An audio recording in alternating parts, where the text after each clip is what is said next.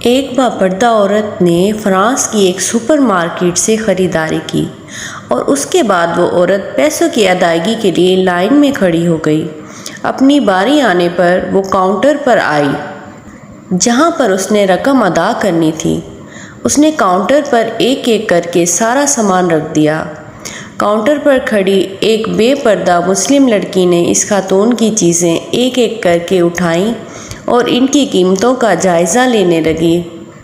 تھوڑی دیر بعد اس نے نقاب والی خاتون گاہک کی طرف ناراضگی سے دیکھا اور کہنے لگی، ہمیں اس ملک میں کئی مسائل کا سامنا ہے۔ ان مسائل میں ایک مسئلہ تمہارا نقاب ہے۔ ہم یہاں تجارت کرنے کے لیے آئے ہیں، نہ کہ اپنا دین اور تاریخ دکھانے کے لیے۔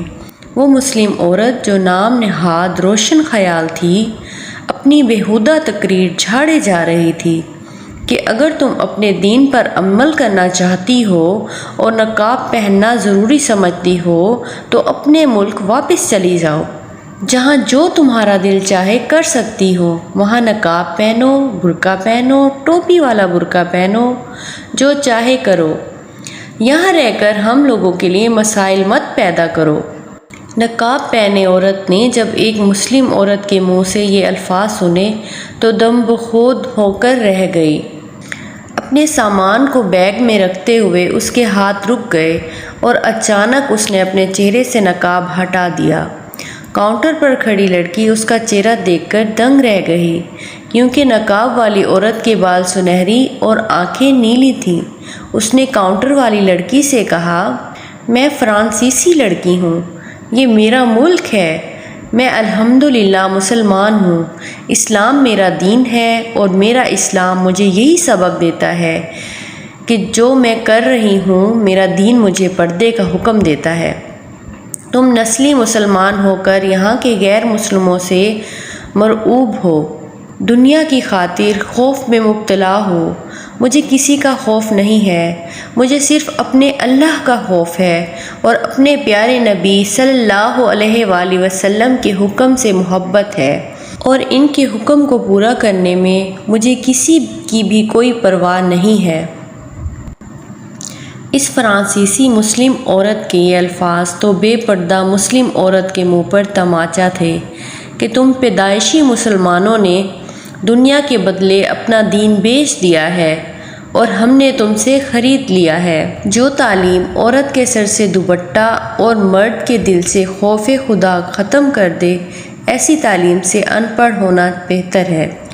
کچھ لوگ دولت پر ناز کرتے ہیں تو کچھ لوگ صورت پر ناز کرتے ہیں، لیکن جن کے ہاتھ میں دامن مصطفیٰ صلی اللہ علیہ وآلہ وسلم ہو، وہ امتی ہونے پر ناز کرتے ہیں۔ دعا کرتے وقت آپ کی آنکھیں بھر آتی ہیں تو صرف اتنا سوچیں کہ آپ کی دعا قبول ہونے والی ہے۔ نا امید نہ ہوا کریں، دعائیں رد نہیں ہوتی، لیکن صحیح وقت آنے پر قبول ضرور ہوتی ہیں، اور صحیح وقت کون سا ہے یہ صرف اللہ جانتا ہے، آپ اور میں کبھی نہیں جان سکتے۔ امید کا دامن کبھی نہ چھوڑا کریں، کیونکہ کمزور ہمارے حالات ہوتے ہیں، اللہ کی ذات نہیں۔ اور پھر کبھی ایک وقت ایسا بھی آئے گا کہ اللہ تمہاری من پسند چیز عطا کر دے گا اور تم حیران رہ جاؤ گے۔ جس شخص نے گھوڑا اور اونٹ کبھی خواب میں دیکھ لیا یا کبھی ان کے متعلق کوئی خواب دیکھا تو سمجھ لیں کہ دولت اور رزق آپ کو ملنے والا ہے۔ انسان جب پیسہ، عورت اور اقتدار سے اکتا جاتا ہے، پھر اسے اللہ یاد آتا ہے۔ عورت میں اگر یہ 3 نشانیاں ہوں تو اسے آپ سے سچی محبت ہے، آپ پر ہر طرح سے نظر رکھتی ہے، آپ سے دوری پر بے چین ہو، آپ کی پریشانی پر آپ کے ساتھ ہو۔ عورت کے چہرے پر ایک بات واضح ہوتی ہے کہ اس کے چہرے پر تمام رنگ مرد کی وجہ سے آتے ہیں، چاہے وہ خوشی کے ہوں یا غم کے۔ بد کردار عورت اگر تمہاری بیوی بن جائے تو تمہارا مال بھی کھا جائے گی اور تمہاری نسل بھی تباہ کر دے گی۔ مرد کی آدھی خوبصورتی اس کی زبان میں ہوتی ہے اور عورت کی آدھی خوبصورتی اس کی حیا میں ہوتی ہے۔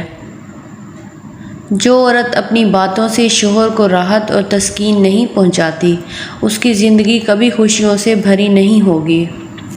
دنیا بھر میں سینکڑوں زبانیں بولی جاتی ہیں، لیکن مسکراہٹ واحد زبان ہے جو دنیا کے ہر خطے میں بولی جاتی ہے۔ عورت جب شک کرتی ہے تو مرد ہنس کر ٹال دیتا ہے، لیکن مرد شک کرے تو عورت رو رو کر ٹوٹ جاتی ہے۔ اپنی نمائش کرنے والی عورتیں کسی بھکاری سے کم نہیں۔ فرق صرف اتنا ہے، بھکاری ہاتھ پھیلا کر مال حاصل کرتے ہیں اور یہ اپنا آپ دکھا کر لوگوں کی توجہ۔ عورتوں کے لیے پردہ حق شرع ہے، چاہے شوہر کہے یا نہ کہے۔ جب آپ کا دل درد سے بھر جائے اور آنکھوں میں آنسو آ جائیں تو اپنے رب سے چپکے باتیں کر لیا کریں۔